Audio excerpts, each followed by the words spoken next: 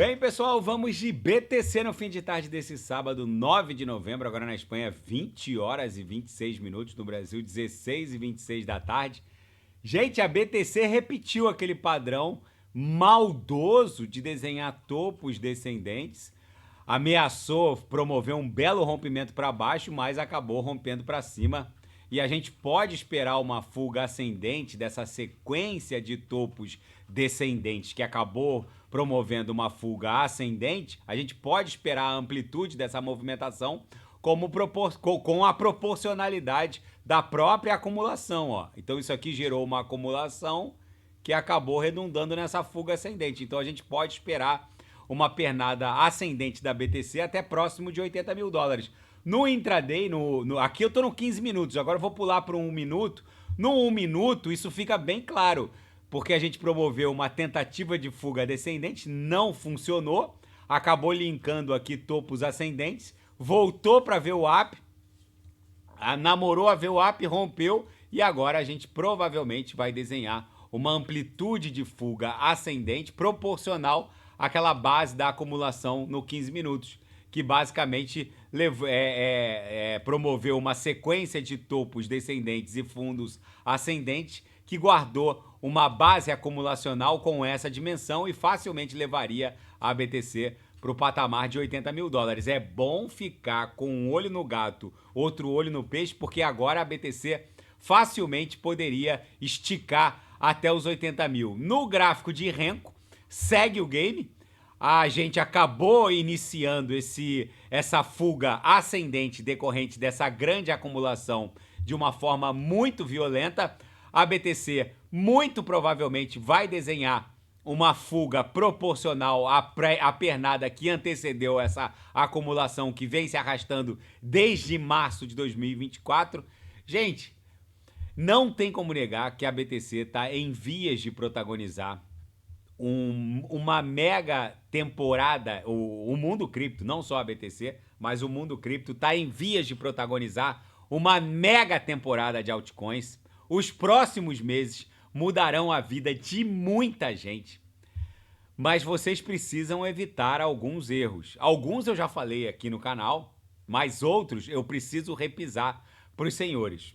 O primeiro, os dois padrões de investidores criptográficos eu já reportei aqui no canal. É o emocionado, que acha que vezes 2 é retorno no mundo cripto. Então tem um monte de gente aqui que entrou na Solana 130 e tal, fica me mandando mensagem querendo pular fora, que já tá de bom tamanho, achando que vezes 2 ou vezes 1.8 é retorno no mundo cripto. Esse é o primeiro padrão, é o emocionado, que acha que vezes 2 é retorno no mundo cripto e não é. O segundo é aquele que casa com um ativo, que comprou Solana a 135, vai ver Solana bater 1.350 e também não vai sair. Esses seriam os dois principais erros, mas há uma série de outros erros. E então, a partir de agora, como a gente está em vias de protagonizar essa pernada da Bitcoin e protagonizar, porque a gente está participando desse mercado, mas a gente, na verdade, vai presenciar o maior FOMO dos últimos anos, já que o que é o FOMO? FOMO é um acrônimo em inglês, né? Fear of Missing Out, ou seja, medo de ficar de fora.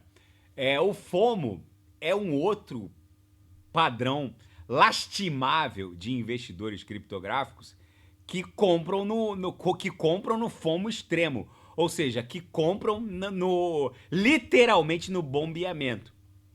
O FOMO seria o terceiro grande equívoco do investidor criptográfico.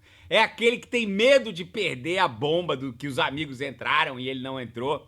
É uma emoção poderosa, porque basicamente você saber que os seus amigos entraram numa Solana a 110, a 130, agora ela está indo para 200 e a maioria dos amigos estão ali muito emocionados e falando e discutindo nos grupos de WhatsApp e você de fora. Agora ainda é um bom momento para entrar, porque a dominância nem começou a cair.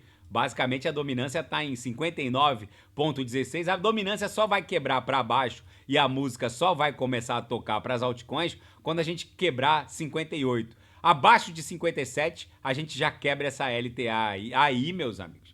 Facilmente vocês pagariam quando a dominância bater 57, vai bater nos próximos dias. Facilmente vocês já estariam pagando uns $300 por Solana. Mas voltando para essa análise dos equívocos de um investidor criptográfico, evitem o FOMO. O que é o FOMO? É o medo de ficar de fora, é uma emoção poderosa que leva a decisões equivocadas. Então, basicamente, para evitar o FOMO, entrem no mundo das altcoins enquanto a dominância não quebrou para baixo. A gente ainda está respeitando uma LTA.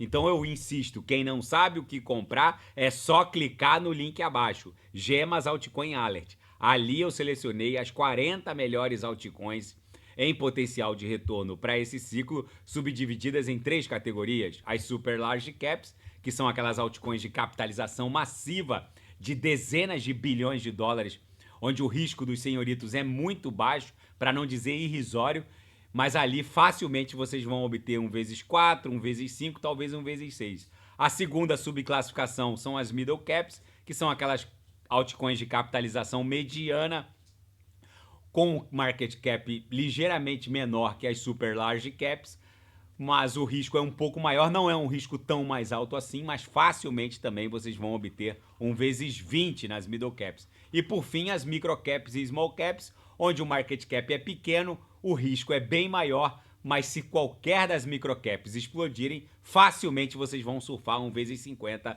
ou até 1 vezes 100.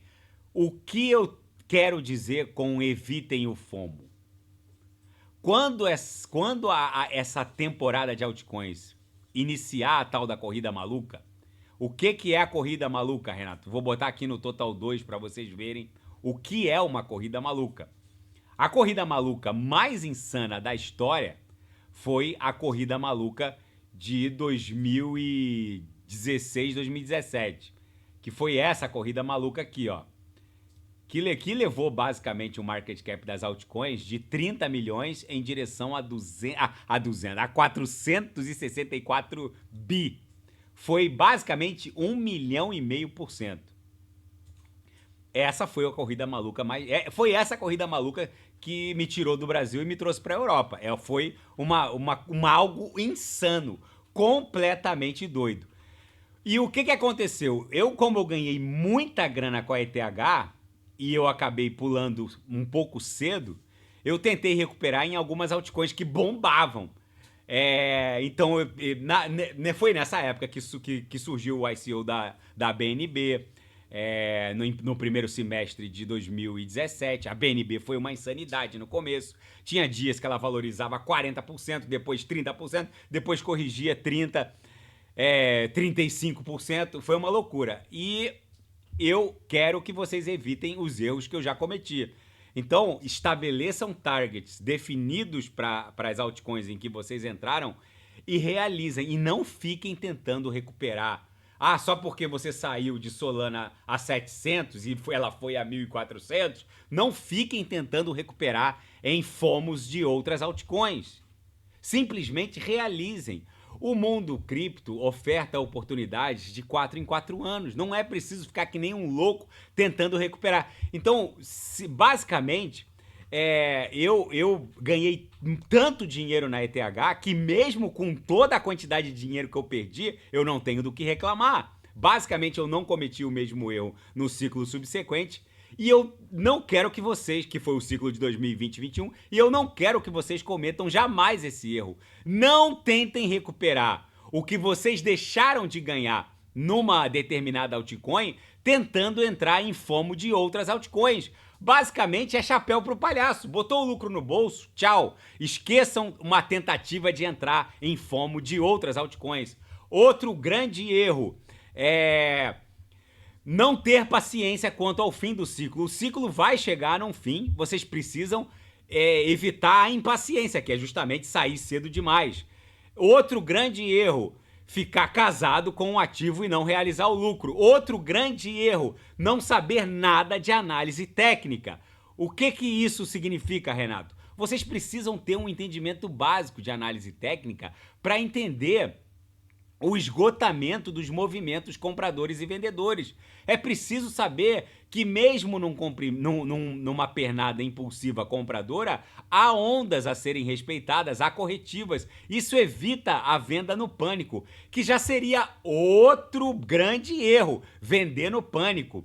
Outro conselho que evita outros graves erros, segurança na custódia criptográfica. Quem deixou tudo na FTX no ciclo passado, basicamente perdeu tudo.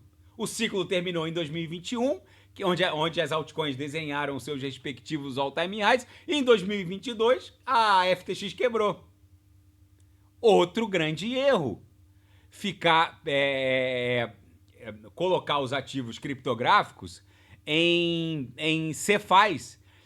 Tem gente gastando centenas de dólares em meme coins. Peguem cento e poucos dólares e comprem um Ledger. Se uma CeFi como a Binance, por exemplo, ela sofre dezenas, talvez centenas de tentativas de hackeamentos por dia. Se um desses hackeamentos funcionar, a Binance já foi hackeada.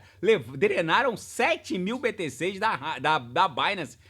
Se eu não me engano, foi em 2019 ou 2018, agora não me lembro. Só que o CZ, na época ele era o CEO da Binance, hoje ele não pode mais, porque fez um acordo lá com a promotoria americana, teve que se afastar. Na época, o CZ, ele tinha criado um sistema de segurança para a Binance, em que sempre que os hot wallets da Binance fossem drenados em mais de 30%, a Binance saía do ar. E foi isso que salvou a Binance. Foi a derrubada do sistema. Porque os hackers, gente, eles não têm pressa, eles não têm tempo. O hackeamento contra a Binance foi muito sofisticado. Os hackers, eles buscaram as chaves de API de quem fazia trade automatizado na Binance. Basicamente, eles conseguiram acessar algumas poucas chaves de API de holders importantes. Eles derrubavam o preço dentro da bolsa. Olha que loucura! Eles basicamente derrubavam o preço de alguns ativos dentro da bolsa, faziam trades automatizados e drenavam as carteiras dessa maneira. Ou seja, porque a chave de API nem dava acesso ao withdrawal, mas dava acesso aos trades. Aí eles pegavam e faziam trade contra a moeda de menor volume, derrubavam e basicamente, numa operação de arbitragem sucessiva, eles drenaram as carteiras. Eu tô falando para os senhores que os hackers, eles não têm pressa, eles são muito pacientes e cuidadosos. Se eles pegarem qualquer furo em qualquer CeFi, eles vão drenar. E agora, se vocês tiverem os seus ativos num cold wallet, vocês estão livres desse problema. Lembrem-se da máxima do Michael Saylor: not your keys, not your coins. Se vocês não têm as chaves privadas, vocês não têm nada. Não vendam em pânico. Uma outra regra de ouro. Se a Solana bater 700 e corrigir para 480, meus amigos, a gente já tem o nosso target de saída para Solana. A gente já tem o nosso target de saída para o mundo cripto. Se a BTC não tiver se a BTC não der os sinais que tem que dar, se a dominância ainda estiver acima de 50%, de 45%, basicamente, porque a gente só vai pensar em sair desse ciclo se a dominância quebrar esses topos aqui, ó, em 45%. Então, se a Solana, quando a dominância estiver em 53, 52, explodir para 700, depois corrigir para 480, para que entrar em pânico? A gente está longe do topo do mundo cripto. Não tem que entrar em pânico. Não, e outra coisa, não vendam em pânico. Porque a venda em pânico é a pior venda possível. Investidores inexperientes não entendem que as baleias entram comprando. Mesmo que seja uma agulhada para iniciar um inverno cripto, volta para ver o app semanal e mensal para depois continuar caindo. Não vendam em pânico. Meme coins.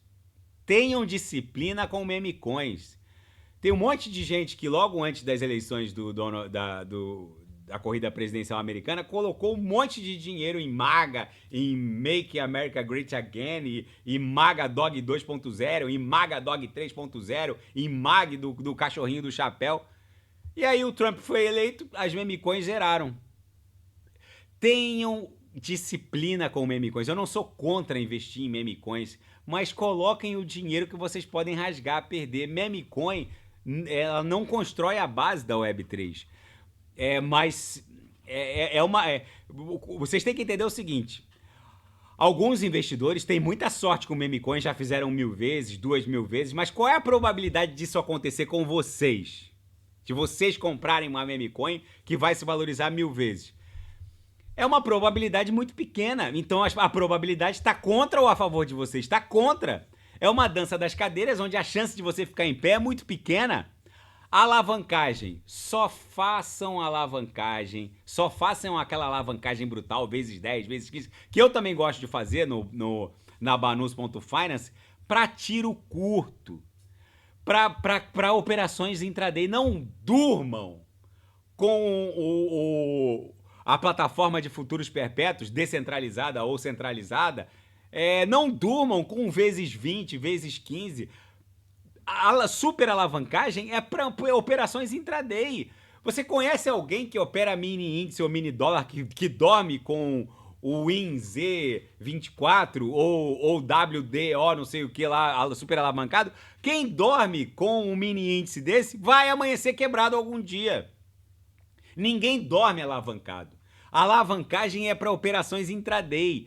Eu faço as minhas operações com pouquíssimo capital ali, 30, 40, no máximo $100. Só quando eu tenho muita certeza de uma operação, eu boto mais de $500, mas é tiro curto. A operação dura ali horas. Eu antes de dormir, eu vou lá e fecho a operação. Essas regras, eu tô repetindo, não tentem holdar em futuros perpétuos. Sejam capazes de mudar de opinião, é outra regra de ouro que eu quero que vocês entendam. No mundo cripto, 3 meses equivale a 15 anos. É basicamente isso que acontece no mundo cripto. Aqui, a física newtoniana não tem aplicação. Aqui a gente está numa teoria relativística. Aqui é como se a gente estivesse no horizonte de eventos lá de um buraco negro. A gente está girando a 0,5 velocidade da luz, sei lá ou mais. O mercado cripto muda rapidamente, por isso vocês precisam estar abertos a novas ideias. Lembrem-se que a altcoin que melhor performou no último ciclo foi a Axie Infinity, que hoje está fora do radar. Tenham a capacidade de mudar de opinião. Outro grande conselho e outro grande erro também de alguns investidores criptográficos é não promover uma limpeza nas redes sociais. Muita gente falando bobajada e o sujeito segue seguindo o sujeito que fala bobajada. É preciso se livrar dos ruídos para ter uma clarividência do que vai acontecer.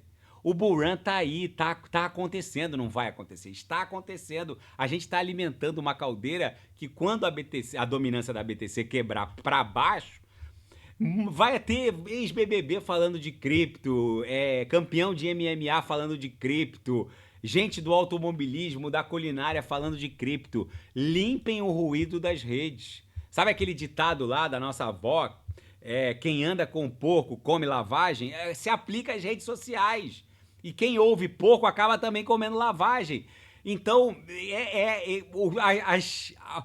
as máximas lá, os conselhos de pais e avós se aplicam ao mundo real e se aplicam também aqui ao mundo cripto, que é um aspecto do mundo real. Então, meus amigos, é preciso estar preparado para o que vem por aí. É insano e a gente precisa saber que há várias pegadinhas no meio do caminho, muita gente vai se desesperar no meio do caminho, mas é preciso ter essa clarividência. Esse tapete vermelho até o final dessa corrida de touros está completamente já mapeado na minha cabeça e eu quero que vocês tenham essa clarividência junto comigo. Na Seara Fática, Solana é a sala de espera mais brutal da história do mundo cripto.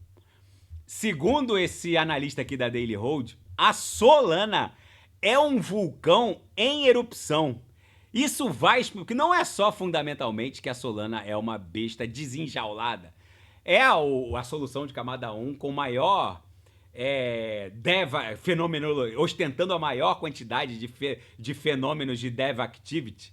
Ela concentra 11,2% de todo o desenvolvimento em rede da Web3. Não é pouco. Basicamente, até o final desse ciclo, ela pode até flipar a ETH. A Sol é uma besta desenjaulada em todos os sentidos. O sujeito para estar fora de uma Solana, ele precisa ser bem menos que um mineral. Por isso eu insisto com os senhores. Quem não sabe o que comprar, é só clicar no link abaixo. Ainda nos fatos, ETF de BTC da BlackRock bate um novo recorde, bateu na sexta-feira e agora superou as participações dos ETFs da BlackRock em euro. Não superou os ETFs de ouro, em ouro, desculpa. Os ETFs da BlackRock de BTC superaram a quantidade de dinheiro e participações que a BlackRock tem em ETFs de ouro. O que eu quero dizer com isso? Neste exato momento, o EBIT, o ETF de BTC da BlackRock, tem um patrimônio de 33,17 bi. E todos os ETFs da BlackRock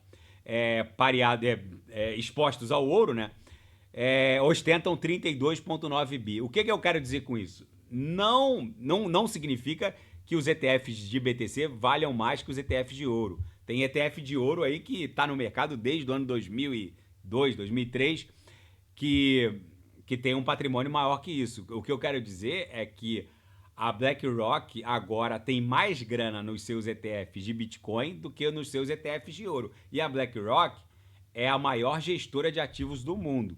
Só que isso é só o começo. Então é bem provável que até o final deste ciclo, o market cap da BTC encoste no market cap do ouro. Todo o ouro conhecido do planeta está lá em 12, 13 trilhões. Eu sei que neste ciclo a BTC não vai ostentar um market cap de 12, 13 tri, porque a BTC basicamente teria que subir 10 vezes. A gente não vai a 700 mil, a 770 mil nesse ciclo. A gente vai ali num patamar ligeiramente abaixo da metade disso. Mas o que eu quero dizer é que a exposição dos investidores de Wall Street à BTC nesse nível com essa curva de adoção, né, de exposição a Bitcoin, vai fazer com que até o final do ciclo subsequente, lá em 2028, 2030, os ETFs de BTC vão ficar pau a pau com os ETFs de ouro de uma maneira geral. Mas, no caso da BlackRock, que é uma gestora de ativos, os ETFs de BTC já fliparam o volume de recursos nos ETFs de ouro. E a Noruega apoia o market em criptoassets da União Europeia e considera lançar uma CBDC para sua estabilidade financeira. Lembrando que a Noruega, ela não pertence à União Europeia, não pertence nem à zona do euro. A moeda da Noruega é coroa norueguesa. Ela integra a zona econômica europeia, não a zona do euro. Ela integra um acordo econômico com a União Europeia. Ela ratificou o market em criptoassets. Ela não integra nem a União Europeia, mas ela integra esse acordo econômico. Ela tem um tratado de livre comércio com a União Europeia e ela pretende lançar uma CBDC que vai ser a CBDC da coroa norueguesa. Gente, isso é muito importante porque mostra a profundidade do marco legal criptográfico da União Europeia. A Noruega, ela é uma grande produtora de petróleo, ela integrando o seu sistema financeiro ao market em criptoassets, é um precedente brutal em favor da regulamentação cripto da União Europeia. Eu volto a insistir com os senhores, isso vai impactar o mercado de petróleo, isso vai... Os russos, já que eles foram expulsos do sistema SWIFT de quitação transnacional de divisas, os russos já fazem uso de stablecoins, o USDT, o USDC e Bitcoin também para quitar as transações de internacionais e quitação transnacional de comércio exterior. Eu volto a insistir com os senhores, o que vem por aí não tem precedente nos ciclos anteriores. Nos ciclos anteriores não havia um marco legal criptográfico da União Europeia, que agora foi ratificado até por um país que não pertence à União Europeia, como a Noruega. Nos ciclos anteriores não havia ETF de BTC no mercado à vista, não havia ETF de ETH no mercado à vista. Nos ciclos anteriores não havia tokenização do mercado obrigacionista norte-americano, não havia Treasuries, Bonds, T-Bills rodando como token ERC20 no sistema Build da BlackRock. Tudo isso vai levar as nossas altcoins para patamares inimagináveis. Não ousem estar de fora. Quem não sabe o que comprar é só clicar no link abaixo. Ainda na seara geopolítica e finanças internacionais, S&P rompeu 6.000 pontos com um avanço impulsionado pela vitória do Donald Trump e pelo corte na taxa básica de juros pelo Fed. Gente, não é segredo para ninguém que o Donald Trump prometeu corte de impostos e protecionismo para a economia norte-americana. Aí o que aconteceu? Nasdaq, nova máxima histórica, Dow Jones, nova máxima histórica, S&P, nova máxima histórica, BTC está desenhando uma máxima histórica a cada 2 ou 3 dias.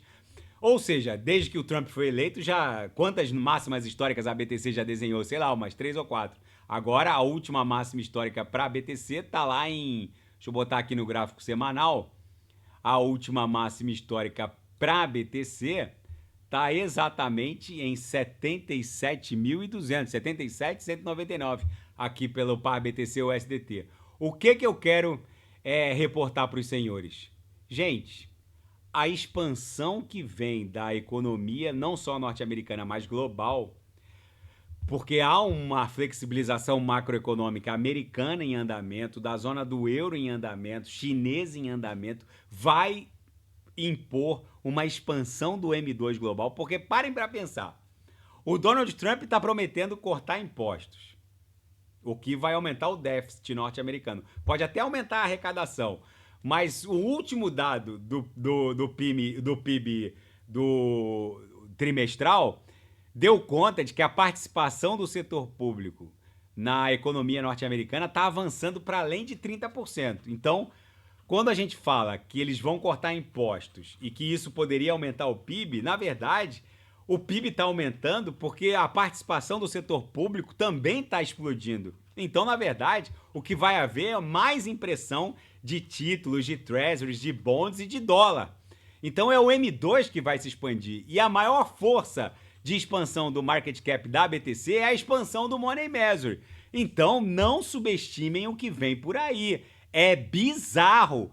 Tem muita gente que acha que a BTC está ali próxima de um novo topo e vai acabar pagando 150 mil por Bitcoin. E vai acabar entrando no final lá do bull run. Aí é FOMO. Isso é FOMO. Aí o que vai acontecer? Gente, eu tava até discutindo isso com alguns parentes, com meu pai, por exemplo. Só que o que eu quero que vocês entendam é o seguinte: num futuro muito próximo, praticamente todas as pessoas vão ter que comprar BTC para ter, porque a expansão do M2 global vai ser algo insano. E a partir do próximo ciclo, quando bancos centrais acumularem BTC, as pessoas vão ver na BTC uma maneira de proteger o próprio capital.